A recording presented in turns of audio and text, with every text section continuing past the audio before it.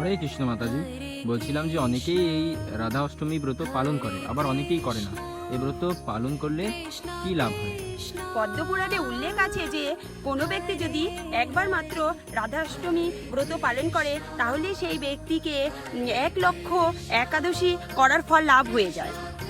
পর্বত পরিমাণ সোনা দান করলে যে ফল লাভ হয়, কোনো ব্যক্তি যদি একটিমাত্র রাধাষ্টমী ব্রত পালন করে তাহলে তার 100 গুণ বেশি ফল লাভ হয়। এই ব্রত পালন করলে 1000 কন্যাদানের সমান ফল লাভ হয়। আবার গঙ্গা, যমুনা আদি তীর্থস্থান দর্শনের ফল লাভ হয়।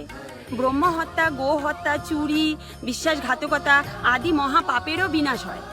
কেউ যদি অশ্রদ্ধা ও অবহেলা সহকারে এই রাধাষ্টমীর ব্রত পালন করে তাহলে সেই ব্যক্তির কোটি কুল ভগবত ধামে গমন করে। তো সকলেই রাধাষ্টমী ব্রত পালন করবেন। হরে কৃষ্ণ, জয় শ্রী রাধে।